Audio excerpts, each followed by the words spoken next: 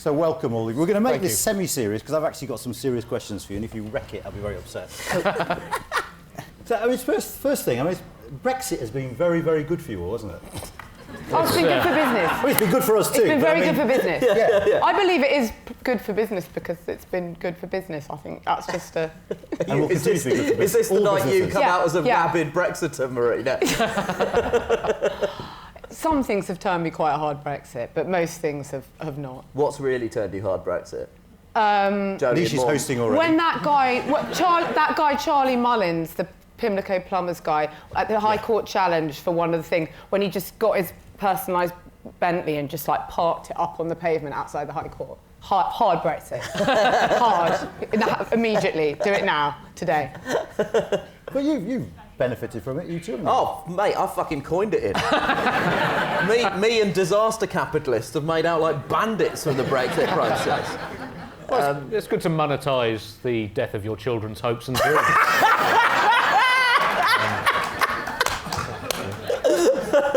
But it's not just Brexit, is it? I mean, you've also profited from the fact that there has been no opposition. Yeah. Speaking of, I mean, some valuable balance there. In a sense, you lot have acted as a sort of opposition, haven't you? Where others might have done so. No, there's no. It has no effect on anything. That's the most important thing. Yeah. No joke will ever have an effect on anything at all. That's just like one of the golden rules. Yeah, because it's not like, to be absolutely fair, it's not like somebody who voted Leave is like, I wonder what Nish Kumar thinks. Let me see what his hot take is on the subject. You've become very aware of the fact that you're largely preaching to the converted, and you start to see your job less as a sort of active changer of minds and more as a release valve for a demographic of society that has taken an absolute pasting in the last 4 years, I guess. Yeah, because I mean, I've done some really quite pertinent satire about Brexit on my podcast, and it's made little or even no difference for whatever reason. So, but I think that, I mean, there is, it is largely cathartic, I think, on a broad scale. I think when you see satire having some effect, it's often, smaller, more niche, single issues, like a lot of the stuff John Oliver does in America, where you can really home in on one thing that has almost an achievable end, and at least change the way that it's seen or discussed in public. But in terms of, I think, a big thing like Brexit, it's as Nish said, it's bubble against bubble essentially, and there's not been a lot of osmosis between the bubbles over the years. I'm definitely, on my job in the last 4 years has essentially been the conductor of a large-scale leftist circle jerk. And, Oh, God. OK, let me catch my breath. But has it been like this before, where you've just felt you're only talking to half the population and you can only be talking to... I mean, is this totally new? I mean, it might not be new for you, but I mean, you're right. Lots of things were funny just for everyone. It was funny when Michael Howard threatened war with Spain. That's just something everyone can enjoy. Everyone can get behind that. But seriously, does this feel different to anything that went before in your comedic careers? Were you as political before? Well, I think I probably started doing political stuff in about 2001, 2002, just as I started doing stand-up. It took me a couple of years to have the confidence to do it, but I just did it because that was the comedy I'd always enjoyed the most, really. So I think it made me more political as a comedian. But in terms of it having a broader impact, that's very much to do with the size and reach of your audience. So as I've skillfully managed my career to avoid a large, wide-ranging audience, I've not had to deal with that issue. But I mean, if you go back to, shows that having a big radio or TV audience have more of a chance of reaching beyond that bubble. And I studied ancient Greek comedy as part of a very poorly executed degree, and the satirical comedies were played out to all parts of society, excluding all women and slaves. But apart from that, the educated, the uneducated, the working class, the upper class, the political classes. So that's that you might say that you're reaching almost the entire population there. But that was a small period of time with a 30,000 strong voting population. Was rather different to how things are now. But I think it very much depends on the scope of your audience. So, but isn't it global as well? It's really interesting what's happened with something like American Late Night, where if you look back to the sort of era of someone like Letterman, when you've got people from all sides of the political divide watching Late Night. But now, when you see the hosts now, you see even people like Stephen Colbert, there's no real sense, after Trump's victory, it was presented as a sort of, like a wake. There was a mourning. It was all. There's no real sense that anybody who voted for Trump is tuning into it at all. It's much more siloed than it ever was, and there aren't those people who kind of cross to all sides, which is definitely a change.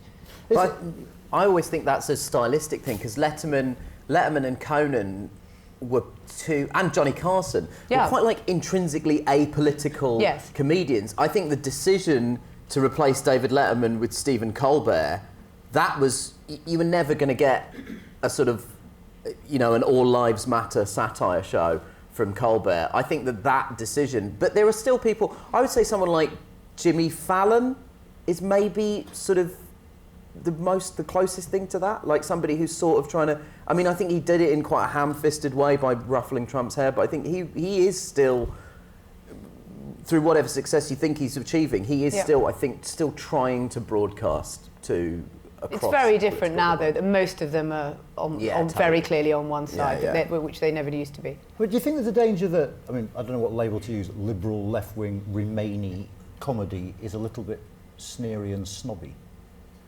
Just on, no.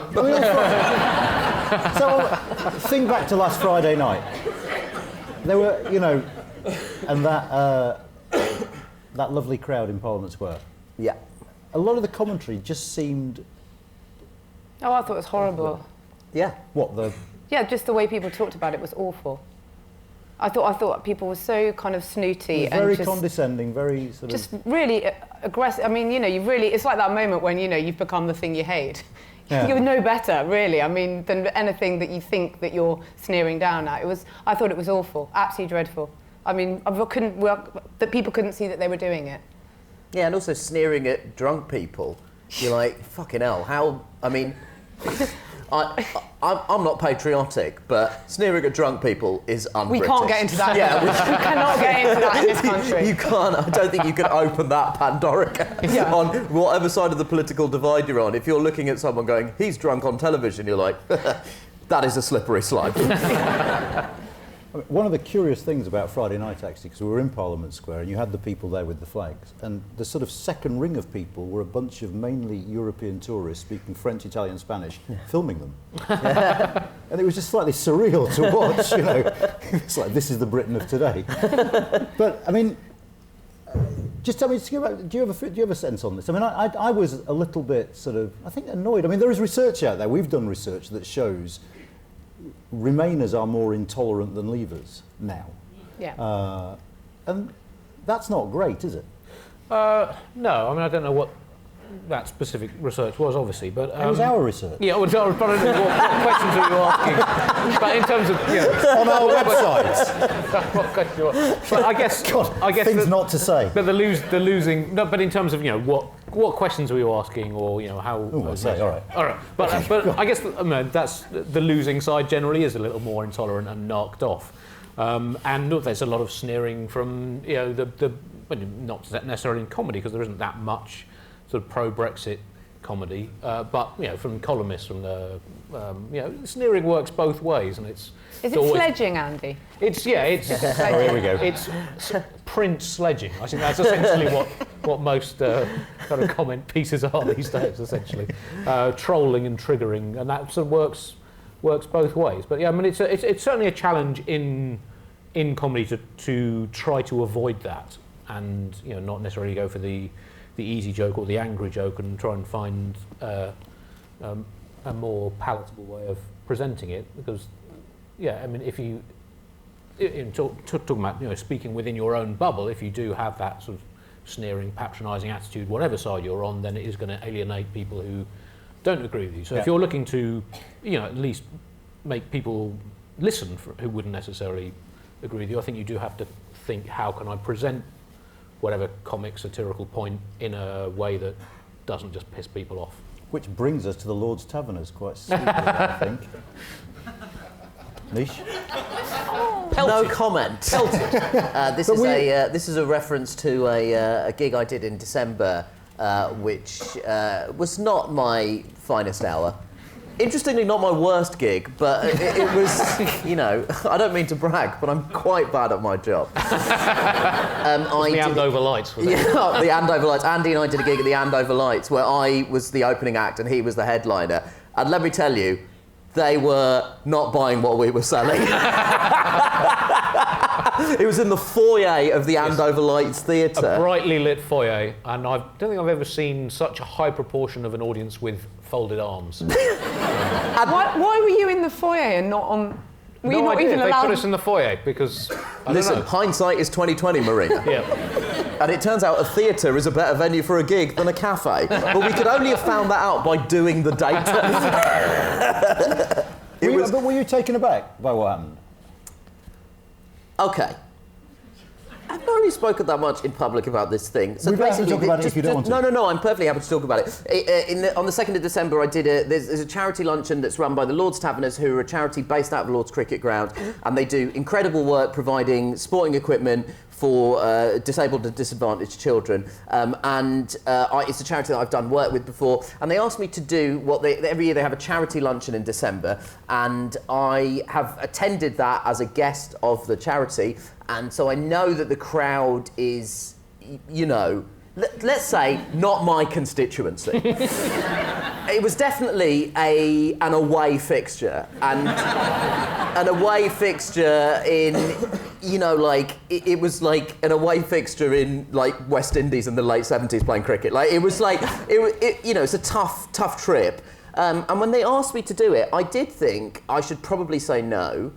And then part of me thought, I toured the whole of last year. When we do the BBC show, amazing as this will be to people who are critics, we do work really hard to try and make sure we understand that we're on the BBC and we have a responsibility to broadcast to the entire nation. Whereas when I do stand-up, I'm much more partisan because I'm not receiving licence fee subsidy to do my live shows. So I can be quite partisan and at times aggressive, because I saw very much my role in that live show that I was doing as being a sort of release valve for a lot of people who have had a difficult few years. And so that's the kind of stand-up material that I have about Brexit. And I just thought, if you're willing to go and perform in front of people who already agree with you and are delighted to see you and are excited by what you're saying, you should be willing to do that material in front of people who aren't necessarily willing to, who maybe don't start on the same page. It was also 10 days before the general election, and so it felt a bit like that. We're sat there talking about why there's not enough money available for disabled children, and the idea that the elephant in the room is the Prime Minister, and the actions of the government since 2010. And so I kind of knew what I was doing, to an extent. And if you're not willing to speak to people who don't agree with you, and you're not willing to say the things that you say about them behind their back, then maybe you're a bit cowardly. Okay. And so what I'm saying is, I'm a fucking cunt. Right? And there's a part of me that there's always a part of me that is, all right, you laughed a bit too hard at that, Zaltzman. Speaking truth to power. There's a part of me that's like, there's an element of me that thinks you should be willing to say things to people that don't agree with you. I don't think, what I didn't realise, it went badly. No getting away from it. Can I just clarify? There was one bread roll. Can you be pelted by one of I'm not getting into a semantic debate here, but if someone said it's pelting it down outside and you walked out and were hit by one raindrop, you go, you're a fucking idiot, mate. So it was one bread roll, and it was a sort of... One's too many. It was listen, one is definitely more bread rolls than is ideal.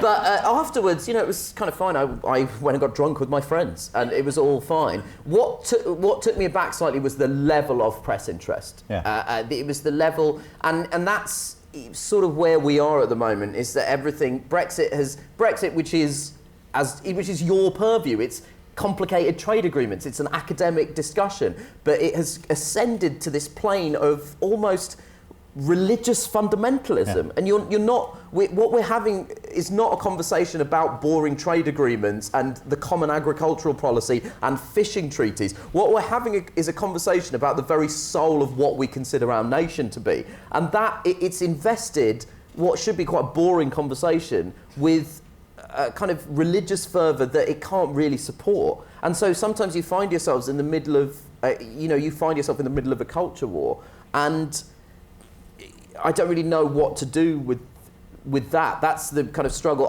Every morning I wake up and worry that I'm making everything worse. That's the truth of everything that, since I started doing the MASH report, every morning I wake up and think, am I the problem? And then I turn on my Twitter feed and find out I am in fact the problem.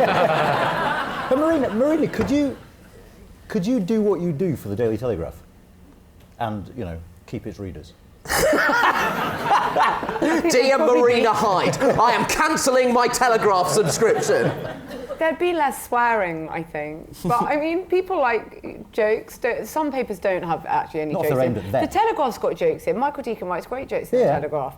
So some papers just don't like any jokes at all. But that one has. I mean, I don't think I would be able to write a lot of the swear words, if I'm really honest, or suggest that like cabinet ministers had dead girls in lockups and stuff. I mean, I don't know. I've not spoken to the person who's the editor. Could you do it the other way, sort of target your fire the other way for Oh yeah, I mean, I now just feel much more sort of equal opportunities on all of it, much more like South Park, like everyone's been sent mad by this. On all sides there's been terrible behaviour, and it's much more funny in a way to just sort of see how it's all going to shake down now and just see. I mean, so many people it's been like this great sort of mad centrifuge that all sorts of people who are actually, you'd think, were quite sort of, I don't know whether they be lawyers or historians, have just gone, whoa, out to the side. And now they're just complete extremists who do crazy things. And maybe they'll come down and calm down now. Or maybe I think this is where we live now, though. I think we live in a mad place now. I mean, one of the curiosities of this is, like, on the BBC now, they feel the need to, which we haven't done, maybe that was my oversight, we need to have a right-wing comedian on this show or it's not balanced. I mean, it's a bit weird, isn't it? Yeah. We were just was it always like that? Well, the BBC was always, in my experience, very concerned with balance. I worked on a show on BBC Three in 2003 that coincided with the start of the Iraq War, and we'd written some jokes about George W. Bush, and it came back from the BBC powers, described as upstairs in BBC Talk, which I assume was Enid the cleaner upstairs. But it said, upstairs says, well, you've got to balance out. If you make a joke against George W. Bush, you've also got to make a joke against Saddam Hussein.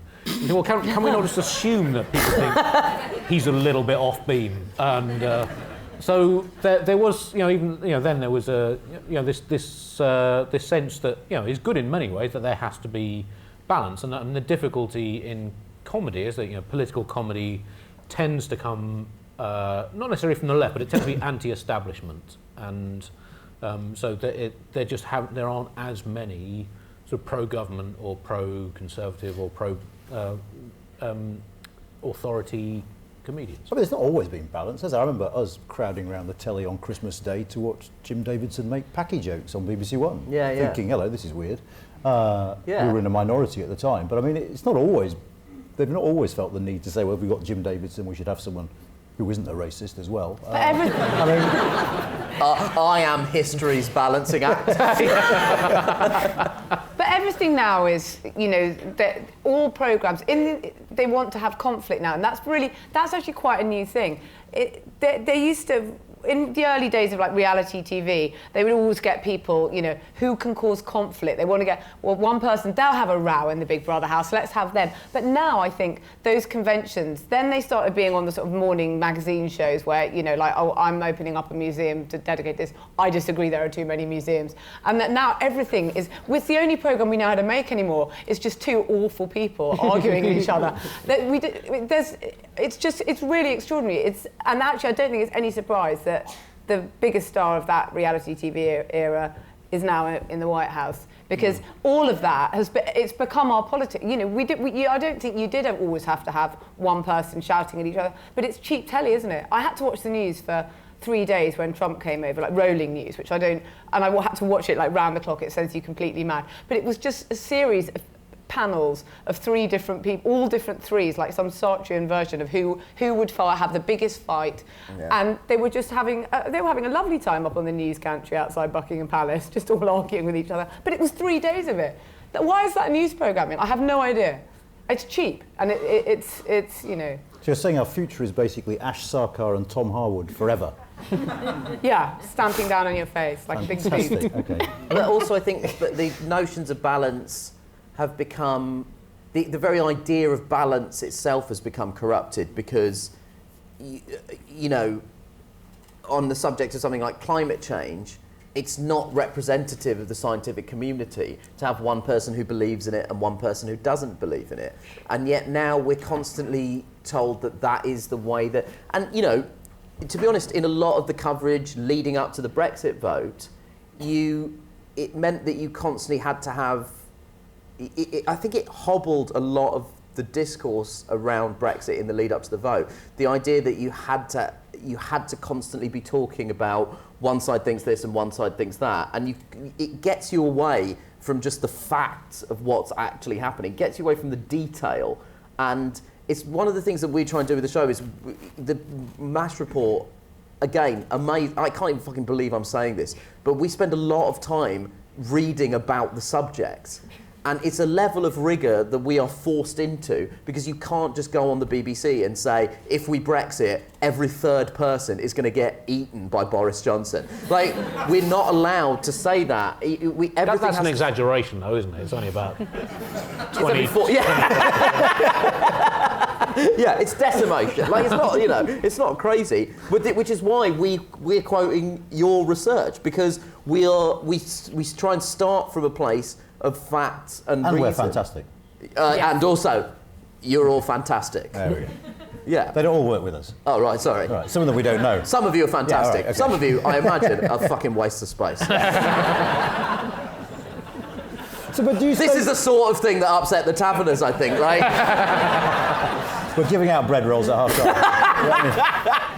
And we're referring to it as half-time as well, which Absolutely, I like. yeah. But got the tea interval. That'll trigger you. do you think there's a danger that comedians or columnists or people who sort of laugh at politics breed the sort of cynicism that leads everyone to think they're all the bloody same, they're all useless? I mean, we live in an age where faith in politics is at very low levels, where if it helps, faith in journalists is even. Oh, no, it is, absolutely. Now I was going to get on to that. We're down there with like estate agents and like serial sex killers and stuff. So, I think you're below estate agents. Yeah. Actually, We're down there in the real, unmentionable. The thing is, everyone listens to you. It's a weird thing. So, I don't think that, no. You don't think it contributes? Well, I mean, but what if an estate agent told you that Boris Johnson was a bit of a git? What would you? You might already know that. That's like shooting the messenger, though, isn't it? There's no harm in that. I mean, I think the reason people are disengaged with politics is, or feel that politicians are substandard is probably because a lot of them are, and I'm not sure that's something you can particularly worry about if you are a satirist or columnist. Okay. I mean, in Ukraine, they have a TV comedian in charge of the country now. Do you think that's something we should try and emulate? I mean, 100%. Arguably, so do we. Yeah. Well, what are the transferable skills between your trade and Boris Johnson's? Successful deception. But I guess it's putting across a message in an entertaining and accessible way, which is so like Jeremy essentially Corbyn. what comedy is. But you see, there's a degree of similarity between stand-up and what Trump and Boris Johnson do. Just the end purpose is slightly different. So in a sense, politics has got more similar to comedy recently. Yes, I think so. Did you want to say something about Jeremy Corbyn? No, I can't. It's too soon. Well, he's still there. Maybe later. He's still got another 2 months. We're only halfway in this process. Yes. Odd time for the Labour Party to hibernate. Oh. Luckily, the Democrats are really leading the way. Thank God for the Democrat Party making us appreciate... Like, I watched the Iowa caucus and I was like, you know what? Come back, Labour, all is forgiven. But it's kind of still going on, isn't it, the Iowa caucus? I mean, they haven't quite Yeah, there was an app-based failure and a bunch of people are running to corners in a church, and that's how we're going to defeat a neo-Nazi in the White House.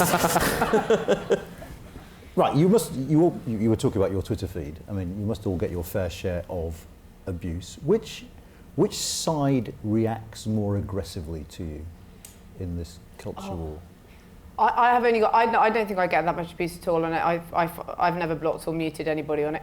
But I find that the one thing that you get, you will never ever have someone on the right or a Tory or anyone complain about a joke. The most amount of complaints come from people on the left. You shouldn't have made that joke. That is not a subject for joking. You get no complaints from anyone on the right. They're absolutely fine with people making jokes. The left is always... there are so many people who will write to you and say, you shouldn't have made that joke. That's not a subject for joking. Actually, by telling that joke, really, you're just making... you're signing up to austerity. It's incredibly judgmental, and you get it all the time. I would search for my name on Twitter if you're looking for right-wing people complaining about jokes. That is... I will now. I'll enjoy that. In my experience, that is not a community that can take a joke.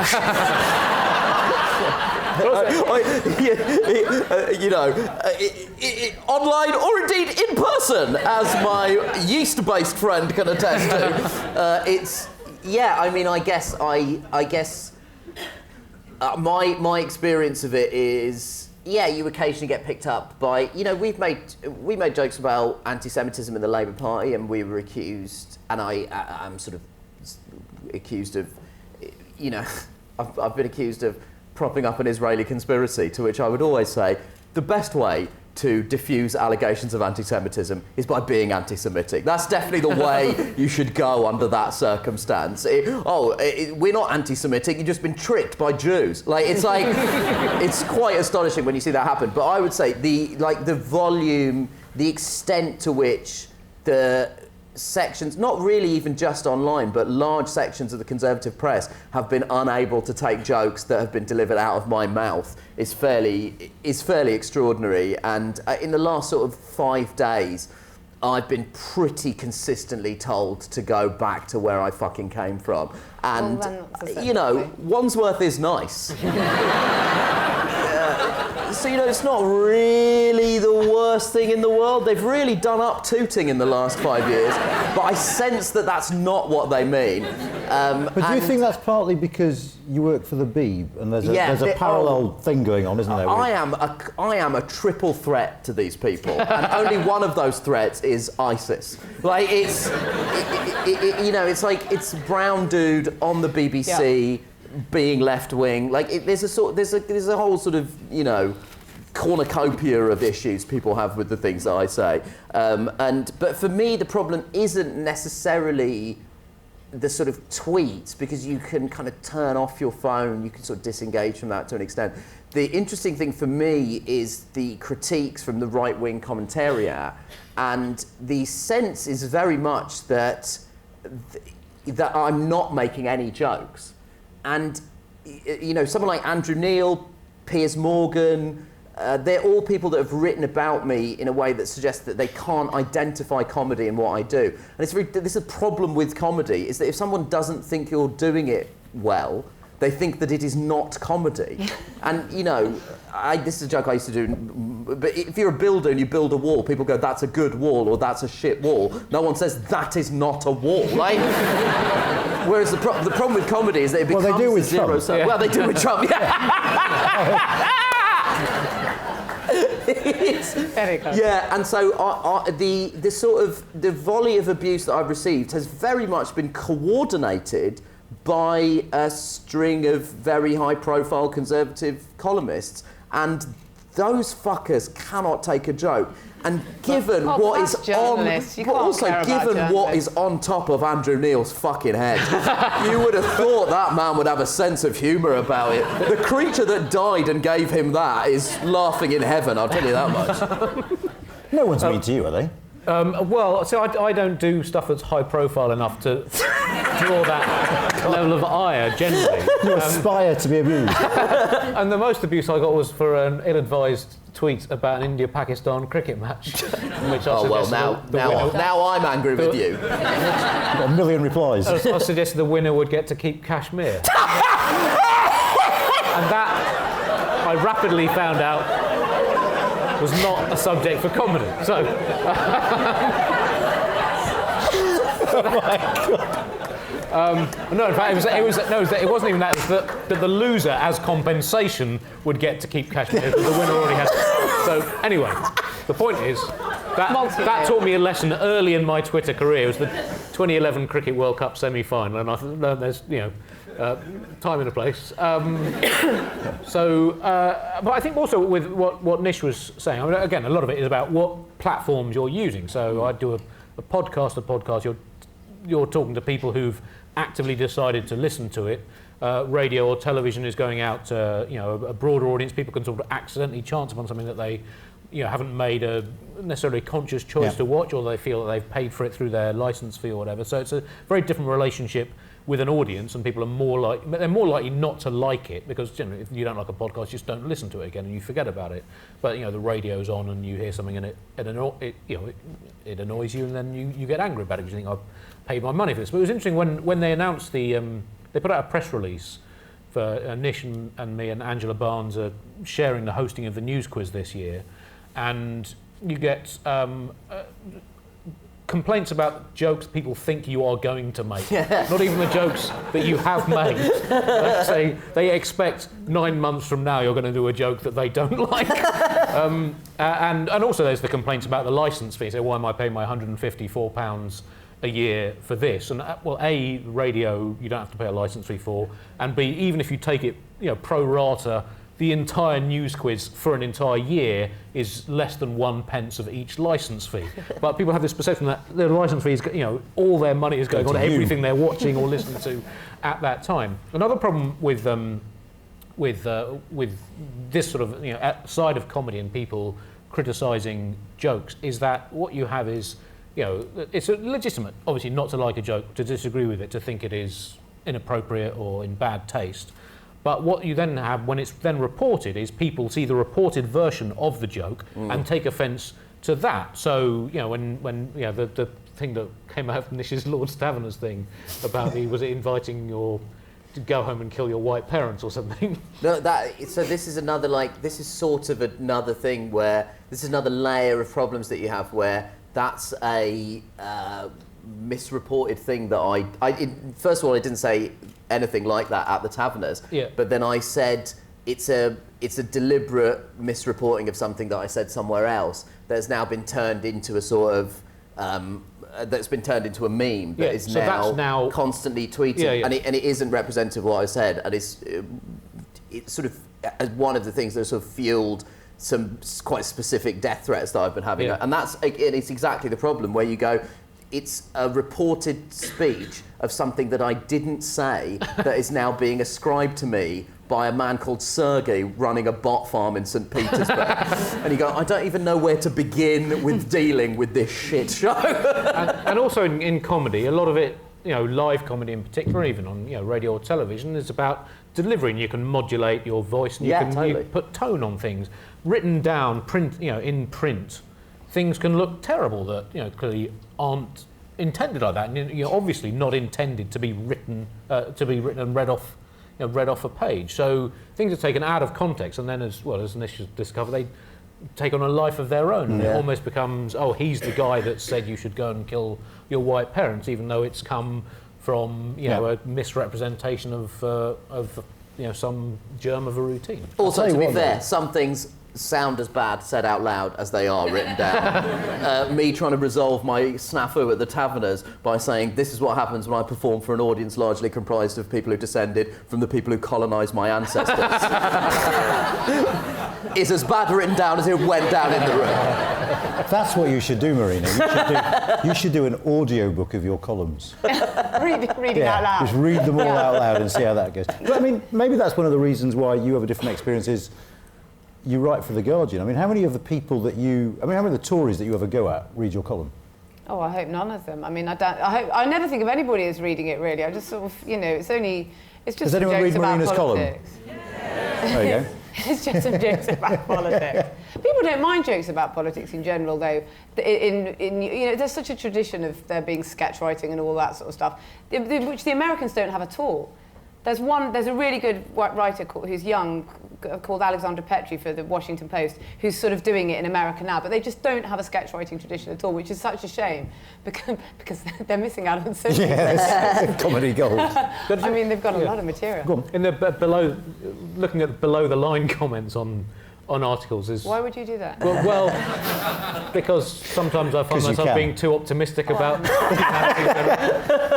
and there's more kind of balance of anger under Guardian articles than Telegraph articles. I think the Guardian attracts more people who disagree with it than the Telegraph. I'm always fascinated by below-the-line comments on The Guardian because my first thing when I read them is, why are you on the Guardian website? I don't think it's for you. I think it seems to be bringing you more sorrow than... I think they're great. Some of these people write 5,000 words. Yeah. We should hire them. They literally write. It's much longer than the articles. Stuart Lee has done an anthology of his Observer Brexit columns, and he's included large chunks of text that have been written to him by absolute psychopaths. But productive ones. That's the key in the modern journalism industry. I think we should hire them. Paid by the word. They literally write 8,000 words of comment a day. And they're not. And there's no and point they're in them being below. machines. Yeah, They're generating hot content. Yeah, that's the thing. I almost forgot we're having audience questions, so I'm going to just ask one more because we could have kept going with this. Do you think one of the problems for the Labour Party is it's totally and utterly lost its sense of humour? Yes. The left has become so deeply self-righteously humourless. Yes. That's a problem in politics, and will Keir Starmer be the answer to that? Defo. Yeah, I'm looking forward to not a laugh there. No, but seriously, I mean,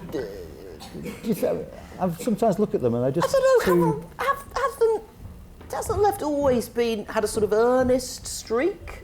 Hasn't it always... Doesn't it, when you sort of boil both sides down... Tony Blair had a twinkly smile. I don't know if I'd describe it as twinkly, more as I would potentially satanic. But I don't know. I feel like the sort of, to use a football term, the sort of ultras of the left and the right have always been slightly humourless about themselves. I feel like the problem at the moment isn't a left-right divide in terms of, it's just social media and it's just people seeing things without any context, and also the sort of enthusiasm that people take in taking offence online. And I don't think you can confine that disease to one particular side. I think I think the left has always been more concerned with types of purity. Yeah, right. I think that across the world and history, the left has always been more concerned with that, and you can become quite judgmental because of that, and quite humorless. But it also stops you having a positive or upbeat message, doesn't it? It's just like, oh my God, things are rubbish. Yeah. But then it's the catch-22, because you sort of go, there is a humorlessness to the left, and yet somehow we cannot find... Jeff Norcott is like the snowflake, like the one right-wing comedian that can be trusted to be funny and not say the N-word. It's, it is interesting because the left is always both humorless, but then predominantly political comedy has also always come from the left. I think what the left doesn't do well, and it's probably a good thing, is that it doesn't absorb its comedians into its campaigning. And I think that is healthy. I think ultimately there should always be a distance between the people you're making jokes about and definitely. you. Whereas the right has a slightly chummier relationship on all of those sides. But if you've got a Prime Minister who is, who uses humour, it's quite important to be able to use it back, isn't it? Yeah, he's not actually funny though, is he? Well, but some people think. I mean, it may not be to my taste, but some people do find him funny, and lots of people find him funny. And yes, I think when you're dealing with a character like him or even Trump, there's a certain sort of I'm not trying to actually even use it in a particularly pejorative way. There's a slipperiness that you don't actually really know what they're going to say next, and the person to deal with that needs to be quite light and playful and agile in lots of ways to sort of, because they might not be they're not speaking like conventional politicians, and they can suddenly just sort of laugh things off, and you sort of feel like, oh, why can't the left laugh some fucking things off? You can. Trump and Johnson can sort of sometimes say things, and something that would have been a massive thing, they just kind of laugh away. And I really wish the left would get into that instead of having to have a sort of 19-month post-mortem on every single thing like that. Just to say, oh, I don't know, that was yesterday. Anyway, moving on. I'm not quite sure about it. I mean, Obama in America, I'm not sure, he wasn't sort of left-wing, but he could be very funny, couldn't he? He was very easy and correspondent dinner speech. So I don't know if it just comes down to what group of individuals happen to be in power at the time. I'm not sure about that, and I guess there's a danger if you come back with humour, it can backfire on you as well. I don't know. But I do think you will need a leader who is flexible in terms of, presentation and tone. And light of foot, as Marina said, fleet of foot. But people are afraid to say things because of social media and, as you see, because of how long the zombie life of the joke, how long it goes. Is it really worth making a joke? That's the sadness, is that you think, God, I mean, is it actually worth these people saying something? Because they're going to be, we've had half the week on someone's dress. I mean, of course, and it's quoted back at you endlessly. Is it worth it? So, I mean, you saw this outside of politics. Which is a bad situation. Andy Murray made one joke about not supporting England in a football match about 13 years ago that was, again, sort of offhand, clearly a joke, and it's been used against him, admittedly only by loonies online, but, this guy hates England, for the next decade plus. So it's... There is a... I suppose the worst of all worlds is to script your jokes, a sort of slightly Ed Miliband-ish approach, which is you read it out. Yes, I mean, there was one, I remember Nick Clegg, I think it was... Nick Clegg joke. You remember Nick Clegg? No, there was one... The famous Nick Clegg joke. It was a conference meeting. Yes. It was before the coalition, and I just remember he did this joke, said, the Conservatives, and it was just about them having blue as a colour. He said, but then so do the Smurfs and toilet duck. And you think, who wrote that? Who wrote that? Who then said, we should definitely use that? And what the fuck was Nick Clegg thinking, seeing it on his script and saying it out loud? So there is a great danger with the ill-advised scripted joke. Okay, we're going to turn it over to you now. Usual rules. I mean, obviously keep it polite, keep it short if you can, and we'll try and keep this moving at a bit of a pace. And just to warn you, I'm going to group them together so that the poor people with the microphones don't have to sprint up and down these stairs. So I'm going to start. There's anyone in that corner who has a question? Well, there's a gentleman there, and then. Okay, we'll do that bit first, but I will do all the quarters. Have we got microphones that will go in the balconies if necessary? Yeah. Okay. Yes. Regarding this, comedians upsetting one side on the Brexit debate and the other, and then describing themselves, most comedians as they are, on the left. But then there's another divide that could actually decrease your popularity as well further, is that people on the left who support Brexit. Because assume that everyone on the left is pro-Remain is a myth. And you could upset people on the left on your own side as well. And it becomes very sectarian. And also, as regards on the BBC, I mean, you can read The Guardian, The Telegraph, whatever, you choose to buy it. We don't have a choice to buy the BBC, we have to pay the tax. I call it a tax, not a licence. So I object to being preached at with pro-Remainy nonsense, which is 90% of the BBC's comments, including Friday, when they said there were only a few hundred people at Parliament Square, which I think was a lie. The question is, what are your comments about that? Well, we're all looking at Nish, but that's a bit unfair. Andy. What I will never understand is why people cannot fucking grasp the Q in a Q&A. If you just want to make a statement, it's not S and A. No, but, all right.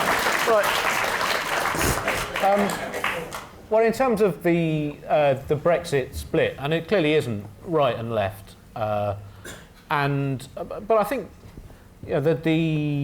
as a comedian, you can't worry about alienating an audience. I think generally you need to think, what do I think about something? What joke do I want to make about it? And you need to have the balls to go through with that, regardless of whether people agree with it. You might lose audience, you might gain audience, and I would hope that's what most comedians and you can't focus group it. Yeah. So and in terms of the BBC, I think for all the criticism the BBC gets, I think it is one of the more balanced media organisations in the world, and I think one of the best arguments in favour of the BBC is to watch television in any other country, and I find it.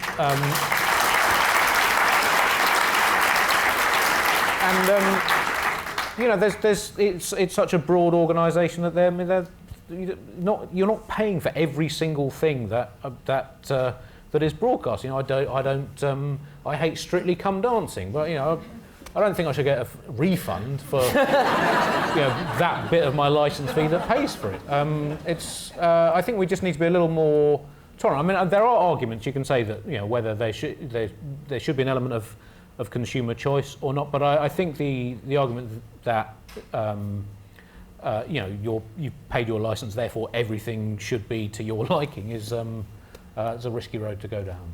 Yeah, I would also say the BBC comedy output is very broad. I mean, I don't think you can make the case. There is so much apolitical comedy that exists. The actual political comedy constitutes quite a small output of the BBC's comedy. I don't think you could possibly ascribe political motivations. It's a tiny amount, really. Yeah, it's a tiny amount. You couldn't less than ever in a lot of ways, I think. Absolutely, and you couldn't ascribe a political philosophy to a show like Fleabag. You couldn't ascribe a political motivation to Mrs. Brown's Boys. It caters for a much broader remit. Listen, you can laugh. Mrs. Brown's Boys is a beloved television programme and is an important part of why we have the British Broadcasting Corporation, because it caters for a broad variety of tastes. And you can object to it, but the reality is that it provides a lot of opportunity and platform for, if you can't find, I'm not even going to talk about the local news, I'm not even going to talk about the drama output, I'm not even going to talk about the documentary output. Let's leave that for 1 second. But if you can't find across the comedic output of the BBC something that you like between me, Phoebe Waller-Bridge, Mrs. Brown's Boys, The Office, then Still Open All Hours, Only Fools and Horses, Fawlty Towers, then it's possible that you don't understand comedy. Before we just raise your hand in that, one thing I would add to that is just an interesting nerdy point about Mrs. Brown Boys is there is a very high correlation between people who like Mrs. Brown Boys and people who like voted Leave. Matt Chorley of The Times did some polling around this. I saw that, yeah. It was quite interesting that actually it is one of those programmes that divides people along that particular division. I don't know why, I've never actually watched it. Which is fascinating again, because that, to me, it's not something that I necessarily find funny, but I understand that the licence fee should go to a broad range of programming. And the existence of something like Mrs. Brown's Boys, the existence of something like Strictly Come Dancing, is part of the BBC's remit to be a publicly funded entertainment broadcast unit. And, the figures don't lie. The most watched entertainment programme in this country is Strictly Come Dancing Saturday Night Show. The second most watched entertainment programme is Strictly Come Dancing Sunday Night Show. And then the MASH report, is it? It's a big drop off to bronze. The lady with the glasses with her hand up. I'm going to trust the people with the mics just to, keep them in. after Trump was elected, my son said that, I mean, he's a much, much younger person than me by definition, but he said... That's comedy, mate. Yeah. Look at that, that's comedy. He said it was a mistake for us to keep joking about Trump, because what Trump is, and Johnson similarly, is just much too serious to joke about. And what we needed to do was to take him seriously, understand what it is that he's doing. And he's not joking. I mean, he thinks about what he does, and he knows that what he's doing has traction. And so maybe, you know, much as I love the comedy and all of you and everybody else, maybe we have done ourselves a disservice by regarding Trump as some sort of a horrible, nasty joke that one day will disappear down the plug hole. So, are there some things that are too serious to joke about? No, there's nothing that's too serious to joke about. But if you look at actually American news coverage, I mean, an incredibly small amount of it is devoted to joking at all about Trump. He is covered in all sorts of ways. You may disagree with lots of the ways he is covered, and you know, they don't have a BBC over there, so you certainly hear some interesting ways he's covered. But I don't think people should. I think people must be able to joke about people like that, absolutely. And I think it's very dangerous if you can't. But the vast majority of coverage is not comedy at all. Also, I think that comedy can be extremely serious. You can make jokes about people. Yes. And clearly, there's a lot of very superficial jokes about Trump, as there was about George W. Bush, as there was about Boris Johnson. But you can do, you know, extremely serious, you know, journalistic comedy of the type that Nish was talking about earlier on, that he does on the MASH report, that we see a lot of in America. Reginald D. Hunter, the American comedian who's had most of his career over here, he used to have a line in his stand-up show that paraphrased something that Aristophanes, the ancient Greek comic writer, wrote. You're not going to do this in Greek? Not in Greek, but you know, in about 400 BC. And what Reginald D. Hunter said was, your politicians won't tell you the truth, your religious leaders won't tell you the truth, your newspapers won't tell you the truth. The only people who'll tell you the truth are comedians, and the only reason that you'll let us do it is because you think we're bullshitting.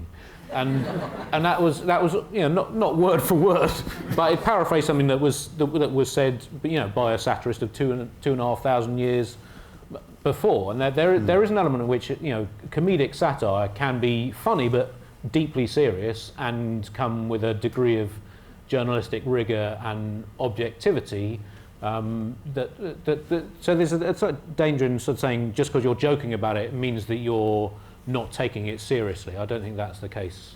So do you sometimes think, Marina, that you can come out in a sense with analysis that your colleagues on the news pages can't, because yours is dressed in humour?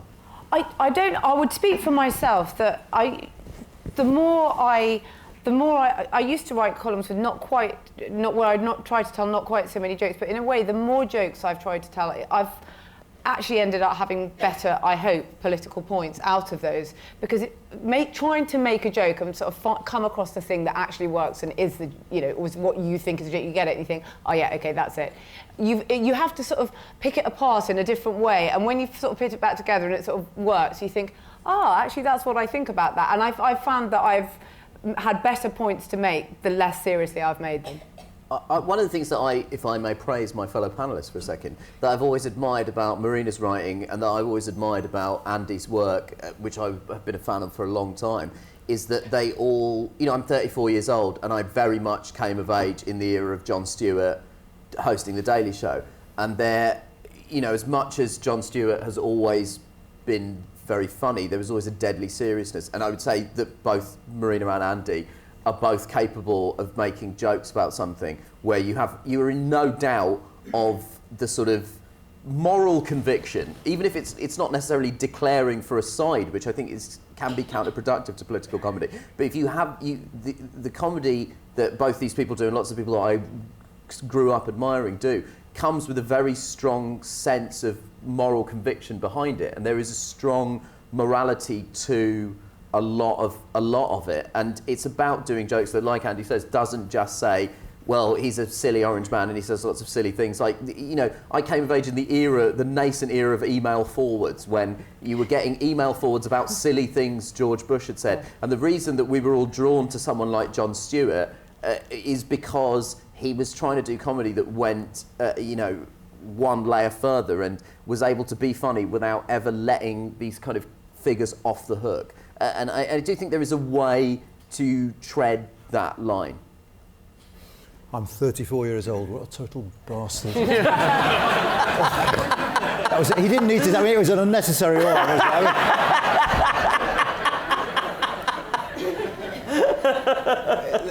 I can see a sort of disembodied hand up there, and I feel I ought to give the balcony a go. It's like the viewers' gallery at the Old Bailey. Hi, good evening. Can you hear me? Yep. Oh, yeah. I was quite conflicted about which way to vote during the Brexit vote. One of the things that disappointed me was the lack of information and the lack of sensible debate. I was wondering why tonight, when this is a thing about Europe, every benchmark you did about culturally was with America. You didn't benchmark a single thing, compare us to any European country. That's true of the media. It's very terrible. There's terrible coverage about what cultural life is like in Europe. Everything is about Trump. Every comedy is about Trump. Is about America. It just seems that if we're passionate about Europe, where's the passion? The passion is for Donald Trump, and the passion is for America. Do you think so? Well, we share the language, which is a huge thing. And if you think of how much of our culture is influenced by America, we've always had that kind of, that Atlanticist relationship is always going to be very strong because we share the language. And so you've got that instant way of understanding the jokes, which we obviously we don't have in Europe. And actually Europe are much better understanding our jokes because they all spoke English, whereas we're pretty hopeless at everyone else's language. Yeah, I think that as much as this panel is supposedly about Europe, it's also about comedy, and when we have shared language and shared cultural reference, that's maybe why we've talked a lot more about Trump, and that's why we end up talking a lot about him. Also, he poses an existential threat to a lot of us on a number of different levels. You know, there is a reason that we're drawn to him and we're compelled to him, and it isn't just to do with the fact that he's a sort of larger-than-life celebrity figure. The reality is that he's a figurehead of a sort of growing far-right movement. And I mean, I agree that in the lead-up to the EU referendum, the information around what was going on in Europe, the standard of debate wasn't up to scratch. But I think you should lay that on the door of... I think the Remain campaign bears a lot of the responsibility for that. You know, I do think that's... Yeah. There wasn't enough conversation about Europe. And I mean, Andy, to his credit, has been talking about long-dead Greeks. Yeah. Have you not heard any of that? Come on, mate. Well, I think when it comes to Brexit, I think there was, a severe lack of an emotional case for Remain, in the way that there was a very strong emotional case for Brexit, and I don't think Cameron and the rest on the Remain side made that case nearly as strongly. And it is this bizarre thing where you talk about all the complicated details, but it's also a very simple emotional thing. So there's different sides to it. I think that's made it such a complicated political issue and a complicated comedic issue in a lot of ways, because you've got to deal with these two very, very different but inextricable sides of the issue. The sort of the technocratic side of it, the economic details and the speculation, and the raw emotion of it for people who sort of feel European, people who feel that we shouldn't be in the EU. So I think that's possibly been one of the failings, particularly on the Remain side, probably comedically and politically. On language, I don't know if you all saw that story about the Croatian diplomat in the last meeting in Brussels, who said "good riddance" to the British ambassador, thinking it meant a fond farewell.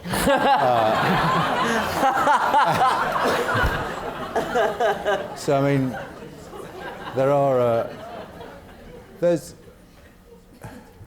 Who can I see? There's a lack of them. It's my eyesight. There's a few down here. There's a lady there in the. Oh God, I'm sorry. I'm making come up. I'm doing what I said I wouldn't do, aren't I? Sorry. There's a lady there in the middle. It's where you need a drone with a microphone on it to pilot the room. So I wanted to ask you, if you think of the decades of things like Bremer Bird and Fortune and Yesminster and cartoonists in newspapers who have had such a rich seam of comedy to draw on from the Europe, whether it's your bent bananas or whatever else it is, or defence and dogs and everything else. So what are we going to do now? Yeah. I don't think we'll be short of material, funnily enough. Yeah. Not with Mark Francois becoming a prominent politician in this country. I don't think we're going to be. Yeah. I don't think we're going to be. It surfaced some great characters. We've had a whole. There's some really interesting people that people had no idea were MPs, and are now like, wow, that. So who's the funniest politician? I mean, both. In either sense, in terms of being a joke. The one who's the best comedian, and the one in the sense of who's the best to laugh at. Francois is a glorious character. He's a brilliant. Cummings is a good character. He's come late to the franchise, but I'm into him. He's a good character. Cummings looks too much like the main guy from The Nightmare Before Christmas. Right, I find him too. There's something whenever he's on TV, I'm like, ugh, God, that guy gives me the creeps. Why is he wearing 3 scarves? No one's ever that cold. I don't think that we're sure. A lot of the comedy about the EU from the Bendy Bananas was written by a young Times columnist who now has had a career change.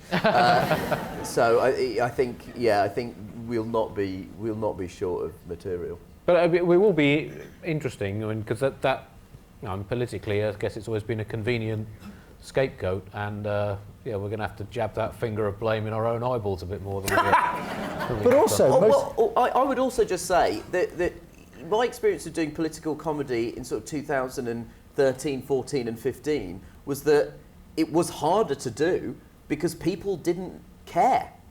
A lot of the, when you're doing like club stand-up, I mean, you were doing it in harder conditions than I did even then, but even in 2013, 14, 15, on a Friday and Saturday night in a comedy club, standing on stage and going, well, the government, people just didn't give a shit.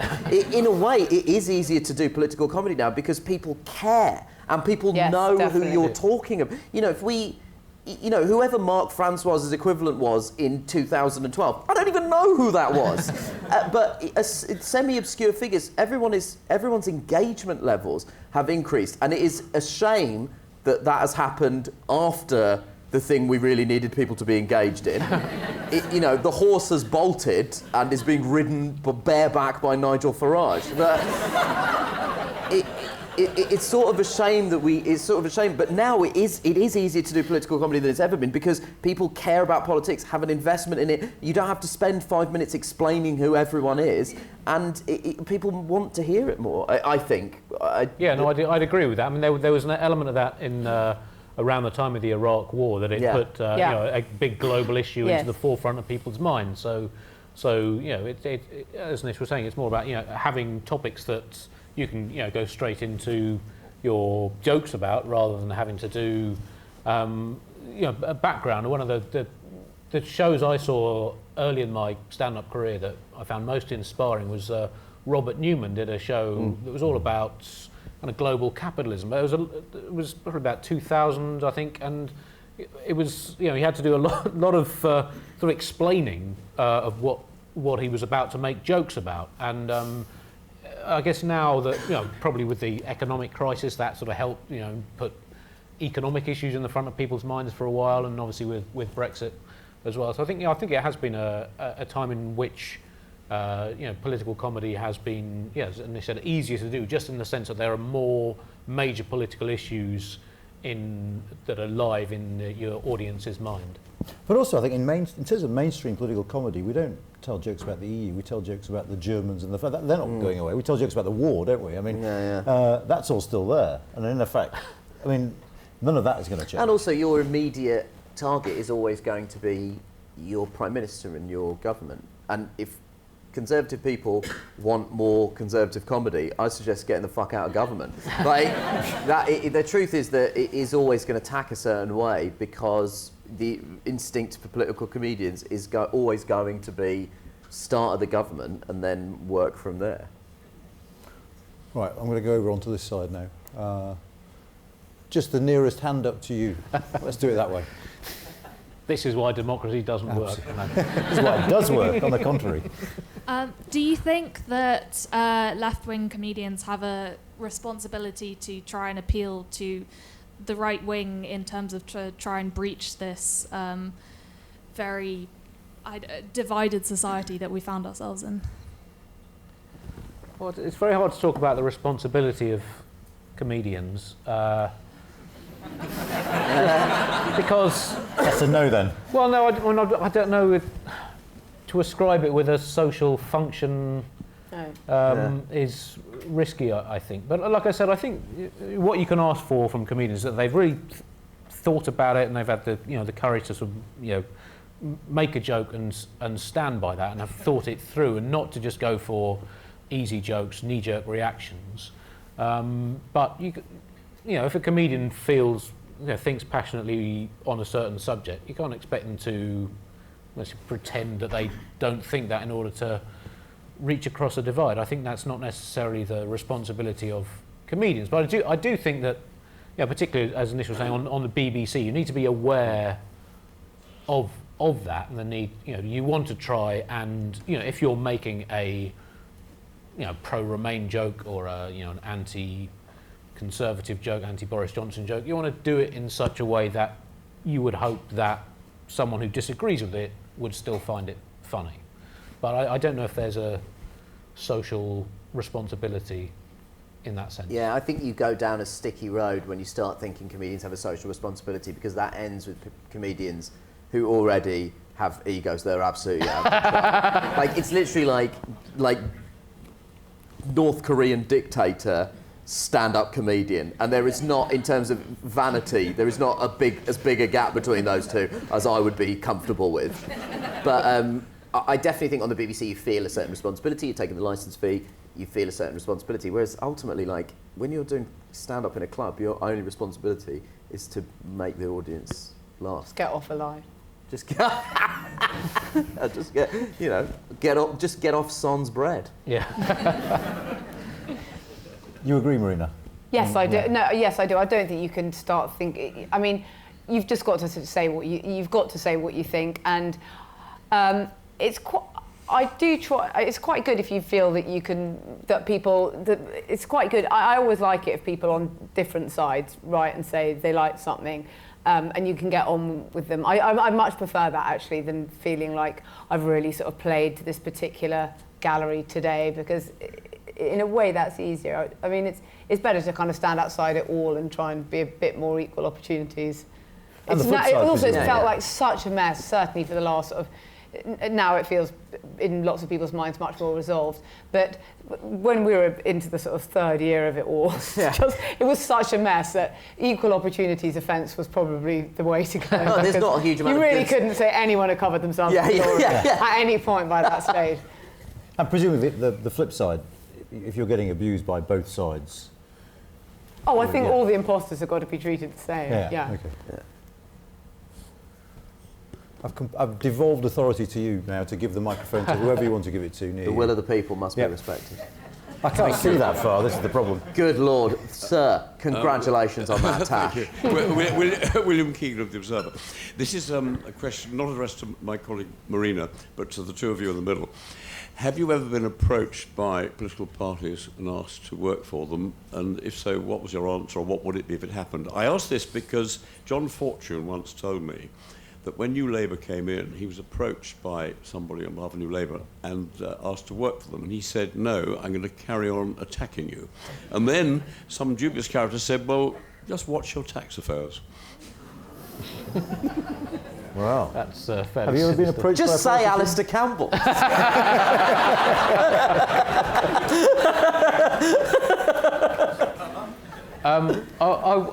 I was asked... I was standing in an aisle in Sainsbury's, and I received a phone call from a number I didn't recognise, answered my phone, and the voice said, "Hello, it's Krishnan Guru Murthy here." I'd never met Krishnan Guru Murthy. And he said, "Would you like to write some jokes for David Miliband?" And it was the weirdest phone conversation I've ever had. And he's got... Krishnan moonlighting as an agent? I can't remember. There was some... There's so many questions.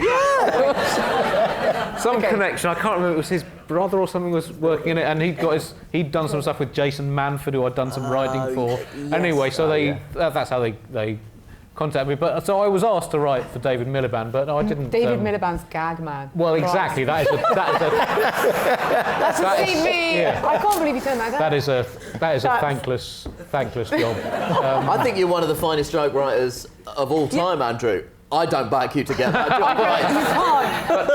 But no, I think There's some things you can do nothing with. Yeah, and also as a comedian, you compromise your neutrality and objectivity if you write for a specific person or or you do an advertisement for a specific organisation. I think so. There's even at my level of the game where just, no one's going to notice. I didn't feel wouldn't have felt comfortable doing that.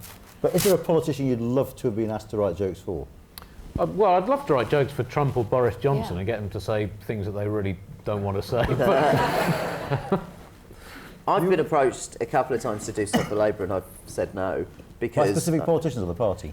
No, the party generally. But I take a BBC wage, and I currently, certainly in April we're doing another series. How much longer that lasts for is anybody's guess. But largely because they have no money, because the government is terrible. I take the BBC thing very seriously, and I don't think that I should. And also, my political views are pretty evident, but I just don't feel like I don't think I should be shilling for a particular party. I think that there's something about you have to maintain some level of independence if you're writing comedy about politics. I don't think it's any secret what my political preferences are, but I think that feels like a slippery slope. And Marina, you must have been asked to provide lines for politicians. No, never. I mean, really? No, never. I mean, obviously a lot of journalists do work for political parties. There are so many journalists, there are so many columnists working for political parties unofficially that I feel I don't need to be one of those at all. Okay.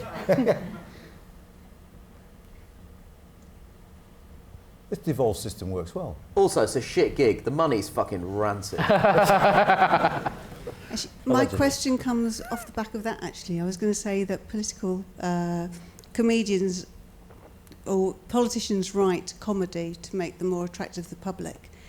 If you could, what joke would you write for Boris Johnson in one of his speeches? Oh, what's the Trojan horse to continue your fondness?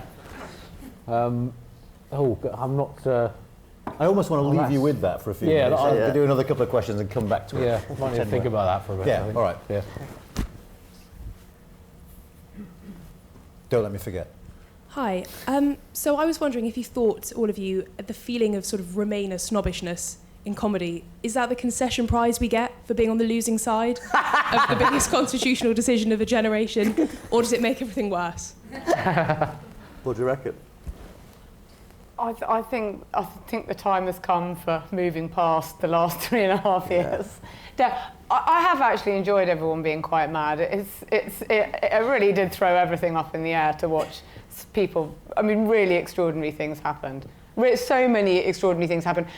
Even writing about it, I remember thinking, in the old days, I was writing about something in 2006, some small thing would happen and you'd dine out on it as a columnist for about 3 weeks. Then you think, there was one day where Boris Johnson was sent didn't go to the dispatch box to talk about the technology lessons he had around the lap dancing pole in Jennifer Arcuri's flat, and he sent some junior minister to go and do it. and they had to go and answer the questions about the technology. And I remember by the end of the day, so many other things that happened. I was like, I've got no one to fucking mention that. It's like, oh my God, I mean, in the old days, this would have been like, so, I mean, it has been quite funny in lots of ways. I feel like there was a year's worth of columns about the duck pond. Oh my God, there was so much. It was a halcyon era of low-level corruption. The things that you just let lie and couldn't even write about because there were so many things. I mean, there has been a relish about your columns that hasn't been there since the good old days you've of the got IOC. to laugh, haven't you? Which, we were talking about before, when the IOC was being revealed for what it was. Oh, yeah. That was the last time that. Well, yes. I mean, there's been so much happening, and people have been really engaged. It's hilarious thinking that, like, the viewing figures for things like BBC Parliament, every night you'd be like, oh, I'm watching another vote. Why? It's the golden age of television. What? Go and watch Fleabag or something. No, I've got to watch the vote. I've got to watch the vote. It was crazy. A year ago, BBC Parliament outstripped MTV for the first time. Absolutely. That's incredible. I didn't know that. That's brilliant. They got select committees on big screens in Hyde Park, haven't they? Times Square. I went to see someone who was doing a show in Worcester. And that was explained why I was in a hotel in Worcester at 3:30 in the afternoon. And there was the Supreme Court hearing into the proroguing decision. And there were people in a Worcester hotel with pints round the telly who weren't talking to each other. They were all separate. They won't come together. They were watching the Supreme Court on Sky News at 3:30 on a Tuesday. And I was like, OK, we've gone into it. We're so far down the rabbit hole now. What's happening? I do think that is a really interesting point, and I do sometimes worry that the concession this is the concession price. Is that we, largely because I've been doing specifically political comedy exclusively under a Conservative government, and I've always worried I'm your concession price. Bad luck, everyone. Is that because you're only 34? I guess I am one of the cooler millennials. I'll see you all on TikTok later. Nothing wrong with TikTok. It will be very interesting to see both comedically and politically that we're in this phase at the moment where the kind of 3.5 years of kind of furious argument have ended, but it'll be interesting to see how soon in the process of Brexit actually being got done that people start to get angry again, or if it might work out better than people are expecting. And politically, it's very interesting that Boris Johnson had won an election, but on a sort of shallow lent support from people who wouldn't traditionally support the Conservatives, and he's going to have to deliver for them. And they're going to have to start thinking about younger generation who are becoming voters, who've had a decision that will affect their entire lives taken without them having any input in it. So politics is going to have to play to those constituencies, and it'll be interesting, it'll be a challenge comedically to find those sort of fresh angles as that side of our political discourse evolves.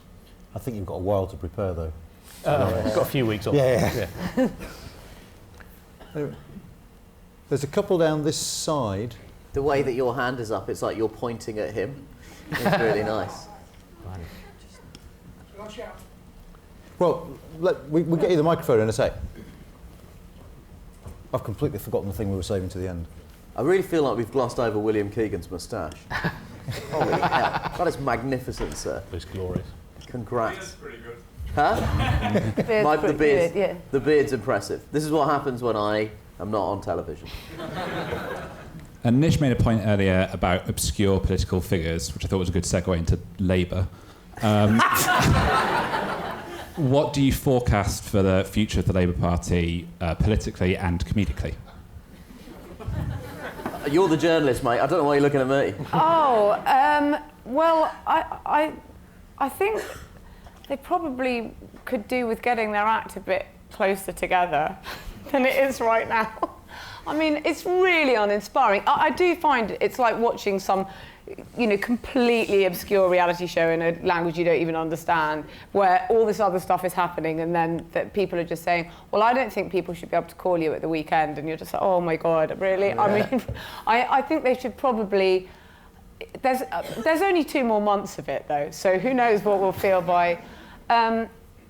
I do think that they haven't realised that I was watching James Carville on a show talking about the Iowa caucus actually, but Labour was just being used as a sort of as a byword for like, hey, this is when things go really wrong, and I think that point has been got by a lot of people, even globally, but not the Labour Party at the moment. But I hope that they come back stronger, but at the moment I'm not feeling. As a columnist, do you have a particular outcome that you'd like to see of the leadership election? What with at the moment? Well, No, I mean, easier. Yeah. Oh, I mean, I like Lisa and Andy, but I suppose it will be Starmer, will it? I mean, No, I don't mean. idea. I don't mean in terms Don't of ask me, politics. I mean, you in might terms of joke potential for you and your columns. I mean. Oh, I think there'll be plenty of joke potential, so I wouldn't worry about that All bit. right, okay. Yeah. Just fucking draw a face on some cardboard and put it in the dispatch box. Like, it's, you know, regardless of these, you know, the inter-Labour Party squabbling, the reality is that the country democratically needs a functioning opposition. You know, as we go into this period where Boris Johnson's like, stop saying the word Brexit like it's Voldemort, and like, and you know, it's going to be absolutely essential that his actions are scrutinised over the next, over the next year. He's already today, he's agreeing that he's going to deport a plane load of Jamaican citizens from the country. You know, this is already the start of, you know, what I feel is going to be a hard right power grab in terms of deregulation economically and regressive in terms of race relations, minority rights, women's rights. The most important thing for this country right now is that there is a functioning opposition to scrutinise the government. I don't give a shit about their fucking squabbling anymore. Like, I've got no tolerance for it. Pick someone, start working. Andy? Yeah, You're going to make the case for them not having a leader. So. Well, I'd broadly agree with that. You know, I don't know which of the. I mean, it's kind of hard to know what style of leader is required. But it needs to be someone who can, provide a strong opposition, either in the sense that, you know, with a personality clash against Boris Johnson. Or, I mean, with Keir Starmer, obviously he's an elite lawyer to bring a kind of forensic examination of what the government's doing. I'd have loved to see Jess Phillips up against Boris Johnson. I think that would have been pyrotechnic, and I've got a lot of time for her. So I don't know, but it's a strange time in that, you know, there is, you know, a large majority, but on a strange kind of support that, you know, that may dissolve or, you know, may transfer on a longer term basis. But Labour has to fulfil its function as the opposition. I would hope that they will start campaigning for electoral reform, because I think a lot of our political problems stem from the fact that we have a deeply unrepresentative democracy and, you know, unelected second chamber. And there seems to be a number of easy fixes that could make our democracy more representative, more functional. But that doesn't really suit either the Conservatives or Labour historically. So I think we're probably stuck with it. Was the question we parked, what joke would you like to write about Trump? Was that? For Boris Johnson. Does anyone? This is like your caption round. God, it's quite hard to write a joke on the spot, particularly in the midst of quite a serious discussion. Is he telling it against himself? Yeah. You're just kind of fooling him into saying something. I spent quite a lot of time. I spent a lot of time reading Boris Johnson's comedic columns, and I would just like to write a joke for him that isn't racist, because based on my reading of his columns, the man is incapable of. The guy is like a hair's breadth away from Davidson. You know, his idea of a joke is to use the word pickaninnies and the phrase watermelon smiles. So for me, I would just write him a nice knock-knock joke, and where the answer is not a person of colour. Yeah, it is.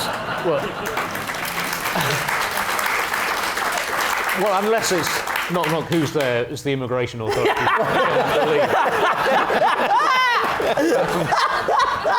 I'd probably write a long-form conversation between Boris Johnson and a child who hasn't been born yet, just to have to deal with his legacy.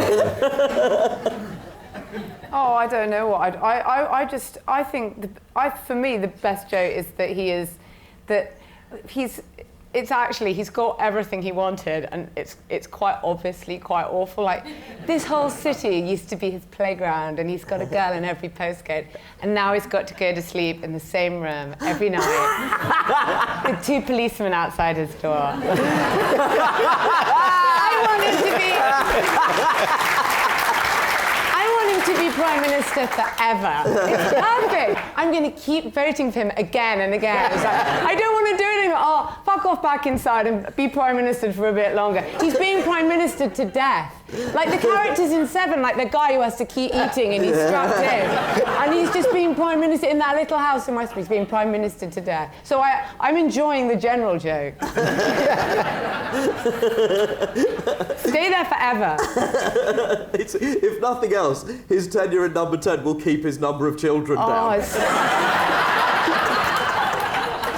Let's keep it in double figures, Boris. So many coppers outside the bedroom door. So many. Well, on that note,